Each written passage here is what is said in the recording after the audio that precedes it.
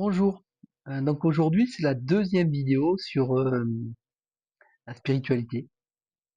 Donc dans la première vidéo, je vous expliquais les raisons qui pouvaient amener une personne à rechercher un sens à la vie au travers de Dieu.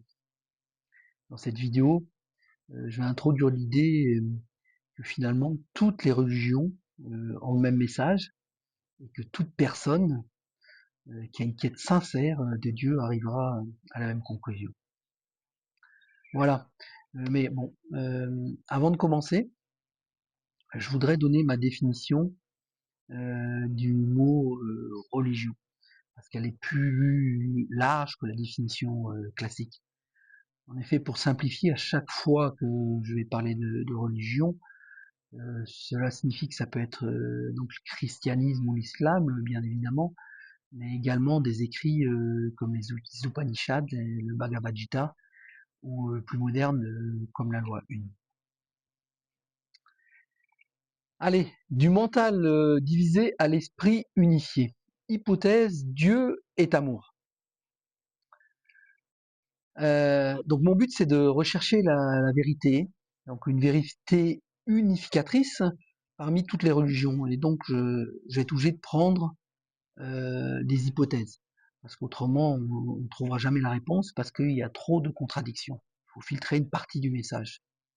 Et donc moi en ce qui me concerne, je prends l'hypothèse du cœur ou de l'intuition. Donc c'est une hypothèse que Dieu doit être amour, sinon ce n'est pas Dieu. Donc c'est une hypothèse, je dirais, qui m'a guidé toute ma vie. C'est l'une des raisons pour laquelle, dans ma jeunesse, j'ai rejeté la Bible, parce que j'y voyais des contradictions, et surtout un Dieu non aimant. Donc je me souviens, dans l'Ancien Testament, là, c'était la 10e plaie d'Égypte, avec Dieu qui avait ordonné la mort de tous les premiers-nés égyptiens, y compris des enfants. Donc ça, effectivement, je ne peux pas considérer que c'est un Dieu très aimant, et je suis obligé d'écarter ces paroles. Je considère que c'est pas Dieu qui a prononcé ces paroles. Ou par exemple, Dieu qui donne à Adam et Ève l'ordre de ne pas manger le fruit de l'arbre de la connaissance. Donc pour moi, également, c'est pas euh, c'est pas un bon père qui ferait ça, parce qu'il sait très bien que tu donnes des consignes à un enfant, et ben il va pas obéir. Donc c'est pas comme ça qu'on se comporte avec ses enfants. Si Dieu est notre père, il ne devrait pas se comporter comme ça. Donc pour moi, je suis obligé d'écarter ce type de paroles et de dire que c'est pas Dieu qui les a prononcées. Bon, c'est vrai que si on regarde dans le Nouveau Testament, euh, il, la plupart des paroles sont quand même aimantes. Mais il y a certaines paroles non aimantes qu'on pourrait écarter. Par exemple, il y a une parole qui disait allez loin de moi, maudit, dans le feu éternel préparé par le diable, ou quelque chose comme ça.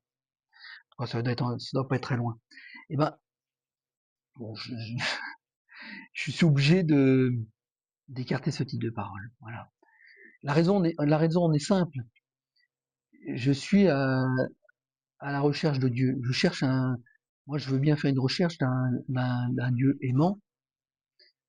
Et si je le trouve, tant mieux. Si je le trouve pas, tant pis. Mais je vais pas rechercher un Dieu vengeur. Ça m'intéresse pas de rechercher un Dieu vengeur. De passer une partie de ma vie à rechercher un Dieu qui est vengeur. Ça m'intéresse pas. Je veux voir si un Dieu aimant existe, mettre cette hypothèse-là. Si je le trouve, tant mieux. Si je le trouve pas, tant pis. Voilà. Allez, on avance. Donc, euh, ça, c'est la première hypothèse. Dieu est amour. Maintenant, pour quelle raison, si c'est Dieu qui a parlé par l'intermédiaire d'apôtres, pourquoi il y a des messages non aimants? Bon, moi, je considère qu'il y a beaucoup de messages qui ont été déformés. Voilà. Parce que euh, soit le prophète a été influencé par son ego, ou reçu des messages qui n'étaient pas divins. Donc on repart à tout ça, hein. Lorsqu'un prophète reçoit des messages euh, dans sa tête, comme par exemple dans l'islam avec Mahomet qui a reçu des messages de l'ange Gabriel, de l'archange Gabriel, euh, ça s'appelle de la canalisation. Donc je vais parler de la canalisation dans les vidéos suivantes.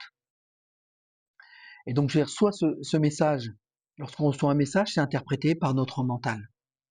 Et donc c'est interprété par le prophète. Donc soit ce message a été interprété par l'ego du prophète, soit le message qui a été reçu par le prophète n'était pas d'origine divine. Soit les textes des prophètes ont été déformés avec le temps. Ça, à mon avis, c'est plus l'exemple du christianisme, puisque la Bible a été écrite 50 ans après la mort de Jésus. Donc la Bible a été écrite avec des pressions politiques et avec la mauvaise compréhension des apôtres. Donc on reviendra là-dessus. Donc avant de continuer, je vais prendre une précaution. Je voudrais préciser que mon but n'est pas, absolument pas, de dénigrer une religion plutôt qu'une autre. J'essaye simplement de trouver Dieu et je suis obligé, je pèse mes mots, je suis obligé de prendre des hypothèses. Moi, je prends l'hypothèse que Dieu est amour. Si des personnes veulent vénérer des dieux qui ne sont pas amour, j'ai pas de problème avec ça.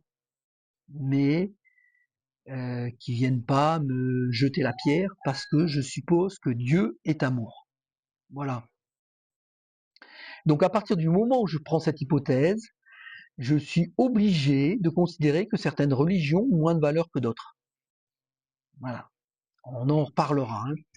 Bon. Euh, Voilà. Par contre, quelle que soit la religion, j'en suis arrivé à la conclusion euh, que le point d'arrivée est identique. C'est-à-dire que la seule différence, c'est qu'il y a des chemins qui sont plus rapides que d'autres. Donc voilà, donc faut pas désespérer. Même s'il y a une religion qu'on peut considérer que les prophètes ont interprété un peu les messages, que c'est pas à 100% les messages de Dieu, je pense que toute personne qui pratique une religion, le point d'arrivée sera le même. Alors, on continue. Comment les religions ont-elles façonné leur message? Donc là, on va rechercher comment les messages spirituels sont arrivés jusqu'à nous. Tout le parcours entre l'époque où les paroles supposément divines ont été reçues et l'époque actuelle. Donc ça a subi au passage des pressions sociales et des pressions politiques et des erreurs des scribes ou des apôtres. Une quête sincère de Dieu ouvre-t-elle une autre voie?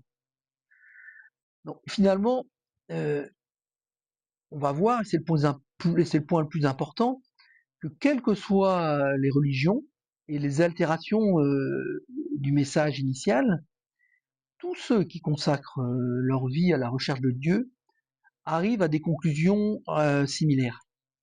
Donc il y a une convergence entre toutes les religions.